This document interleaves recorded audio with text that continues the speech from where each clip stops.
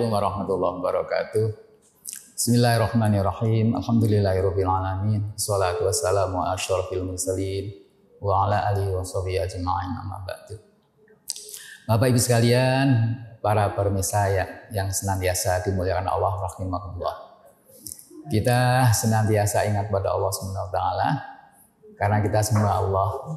Jadi jangan sampai kita melupakan Allah yang menciptakan kita. Bapak Ibu sekalian, luar biasa yang Allah berikan pada kita semua. Dan Allah selalu membersamai kita. Oleh karena itu selalu ingat bahwa Allah selalu membersamai, menemani kita semua. Kita sudah mengenal ayat pertama dari surat Al-Fatihah. Bismillahirrahmanirrahim. Dengan asma Allah yang Maha Pemurah, Maha Penyayang dan Penyayang. Itu sebetulnya kan bisa dikatakan bahwa Allah itu selalu bersama kita. Dan kita diajak oleh Allah selalu bersama dengan Allah. Seolah-olah ada suatu teguran bagi kita semua. Hai manusia, kamu itu tidak hidup sendiri loh ya. Kamu naik temannya loh ya.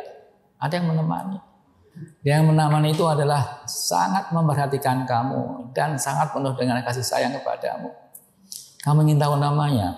Namanya Allah. Yang Maha Kasih Sayang, ini yang menemani kamu. Kamu tidak sendiri. Maka begitu kita sadar bahwa Allah menemani kita, membersamai kita, maka tidak ada kata lain respon kita. Setelah kita paham, kita mudeng Allah selalu menyertai kita, maka yang muncul adalah Alhamdulillahirabbil alamin. Segala puji bagi Allah yang senantiasa mengelola kehidupan ini, mengelola seluruh alam semesta ini. Itulah hubungan antara bismillah dan alhamdulillah. Mengenal Allah. Nah, jadi hariannya kita itu ya alhamdulillah, alhamdulillah, alhamdulillah itu. Jadi meluncur dari lidah kita, dari mulut kita ya selalu bersyukur kepada Allah. Allah selalu membimbing kita, menemani kita, memberdayakan kita. Dalam kasus tertentu, konteks situasi tertentu mungkin kita membaca innalillah, suatu saat masya Allah, suatu saat insya Allah, suatu saat subhanallah, suatu saat Allah Akbar. Tapi yang meluncur hariannya itu ya alhamdulillah, alhamdulillah, alhamdulillah. Dan itulah kita harus selalu menyadari bahwa kita ditemani Allah.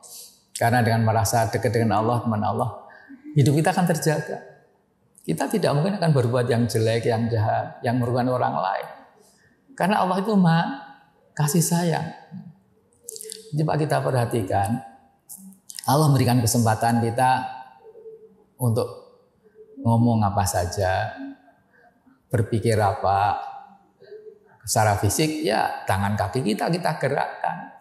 Itu yang menggerakkan kita. Tapi masih ada satu yang dipegang oleh Allah, yaitu jantung kita. Jadi kita menggerakkan tangan kaki kita. Tetapi siapa menggerakkan jantung kita? Yang menggerakkan ya Allah Subhanahu wa taala. Oleh karena itu kita jangan lupa siapa yang menggerakkan jantung kita sehingga kita bisa hidup. Jadi detak jantung itu kan yuhyi wa yumit, menghidupkan, mematikan, menghidupkan, menggerakkan dan menghentikan denyut nadi ini. Kalau sudah yumit berhenti, tidak digerakkan berikutnya, berarti kan mati itu. Jadi Allah itu memegang kendali hidup kita. Kita bisa menguasai tangan kita, kaki kita. Tapi kita tidak menguasai jantung kita. Jantung kita itu dalam bahasa umum, bukan bahasa kedokteran medis. Jantung kita itu ada baterainya. Siapa yang meletakkan baterai? Ya Allah. Yang menciptakan manusia, menciptakan jin manusia. Di situ ada baterainya.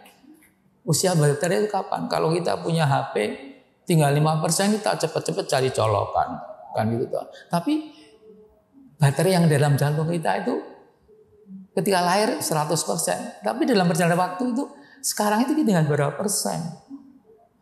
Jadi wala tamutuna, jangan sampai baterainya habis, kamu mati, ajal menjemput, sementara kamu belum siap dengan bekal perjalanan di alam keabadian alam berikutnya. Oleh karena itu marilah kita senantiasa terus-menerus tanpa berhenti bersyukur kepada Allah. Allah memberikan kehidupan kita, memberikan rezeki kepada kita. Satu hal yang penting kita perhatikan, marilah kita bersihkan hati kita. Karena bulan puasa, ya ini katanya bulan puasa, bulan bersih, bulan resik-resik. Resik dari apa? Dari yang akan mengotori hidup kita, pikiran kita, mulut kita, perbuatan kita yang bersih. Hati kita bersih dari kemusyrikan, dari interest selain hanya untuk menggapai, mencari ridho Allah Subhanahu wa taala. Itulah maka bulan puasa, bulan resik-resik. Namanya aja ujungnya kan Idul Fitri, balik kepada kebersihan. Maka setelah bulan puasa inilah kita resik-resik terus. Lapar dahaga itu sebagai bagian dari resik-resik kita agar kita menjadi orang yang sabar. Kan gitu. Ya, setelah sabar, di sana sabar ada apa? Ada keikhlasan. Jadi puasa itu dalam rangka resik-resik itu ada 3 strata. Pertama pertama adalah lapar dan dahaga. Dan ngantuk juga artinya. Itu melatih untuk sabar. Ya, untuk sabar. Karena tanpa sabar kita tidak bisa puasa. Tidak bisa menahan lapar dan dahaga, sabar.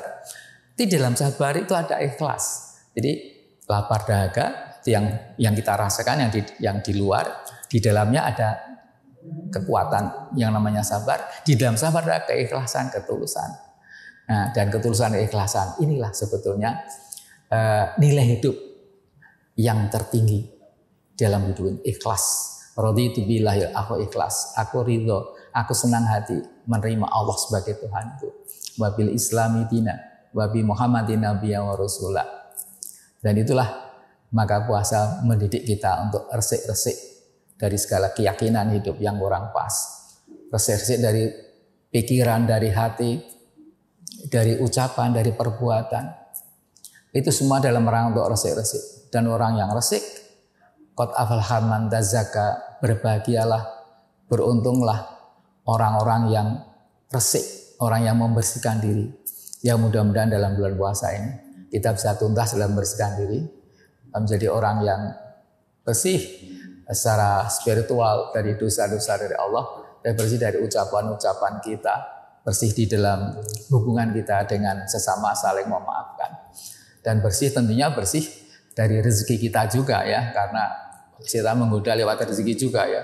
Tapi insya Allah sebagai seorang yang mukmin dan muslim, apalagi orang yang mutakin, itu insya Allah harga kita akan senantiasa bersih. Itu aja, mudah-mudahan manfaatnya. Yuk kita selalu resik-resik. Puasa bagian dari resik-resik. Hati, pikiran, ucapan, perbuatan. Ya, satu dengan apa? Dengan suatu ajakan ya. Think the best, mikir sing apik, yang terbaik, itu pikiran yang terbaik. Kemudian say the best, nek ngomong yang terbaik, yang sopan, yang bernilai. Kemudian do the best, kalau melakukan sesuatu ya yang terbaik, yang bersih, yang bermanfaat.